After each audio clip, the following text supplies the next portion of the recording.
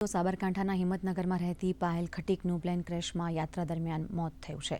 પાયલ ખટીક રાજસ્થાનના ઉદયપુરના ગુગુદા ગામની રહેવાસી હતી।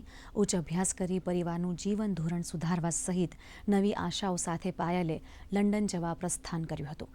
જોકે પ્લેન ક્રેશ થતાં પાયલ અને તેના પરિવારનું સપનું રોડાઈ ગયું હતું।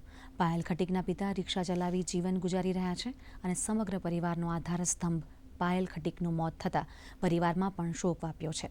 પાયલના પરિવારજનોએ પણ તાત્કાલિક અમદાવાદ સિવિલ હોસ્પિટલમાં જઈ ડીએના સેમ્પલ આપ્યા છે। 10:30 પહોંચી ગયા હતા। પહોંચી ગયા 10-11 વાગે એ અંદર જતી હતી। અંદર જતી હતી તરત જ એમને કીધું પપ્પા તમે જતા રહો। અંદર જવા સામે ઉભા રહેવા દેતા નહીં થયો એટલે બહાર નીકળી ગયા હતા। 11:30-12 વાગ્યા ઘેર આવ્યા। ઘેર આવીને વાત કરી તો કમ્પ્લેટ થઈ। એના પછી પાછું ફોન કર્યું તો કમ્પ્લેટ છે પપ્પા। પાછી એરપોર્ટ જઈને બેઠીને પ્લેનમાં જઈને વિડીયો કોલિંગ કરી દે ને તો બી કે કમ્પ્લેટ છે પપ્પા। બીજું કોઈ કીધું નથી એને। પછી એના પછી 1 વાગે ફોન કર્યો એના પછી પાછું ફોન જ નહીં લાગ્યો।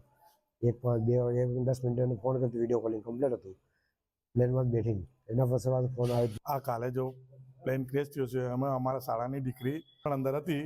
એમાં સવારે 7-7:30 વાગે અમને છોડવા ગયા હતા ત્યારે વ્યવસ્થિત છોડીને આવી ગયા। પ્લેનમાં બેસી ગઈ 1-10 વિડીયો કોલ બી કર્યો હતો કમ્પ્લીટ થઈ ગયો। અને ઘેર આવ્યા પછી અમને એવા સમાચાર મળ્યા કે પ્લેન ક્રેશ થયો છે તો અમે ફરીથી પાછા બધા અમદાવાદ ગયા। ત્યાં 3-4 કલાક સુધી બહાર બેઠા રહ્યા। બધું સાંજના પોરમાં અમે બધું ડીએનએ ટેસ્ટ આપીને આવ્યા। બધું આવ્યા। પ્રથમ વખત ગયા હતા લંડન અમારે કુટુંબમાંથી ને એ કમાવનાર છોકરી એક જ હતી। એના ઉપર જ પૂરું ઘર ચાલતું હતું અને એમના પપ્પા રિક્ષા ચલાવે છે પૂજન કરે છે। આ છોકરી પર બધું એના છોકરી પર ચાલતું હતું। એમની એક બહેન છે એક ભાઈ છે। ટોટલ કુટુંબમાં 5 પરિવાર છે। આમાંથી જે કમાવનાર છોકરી એક જ હતી।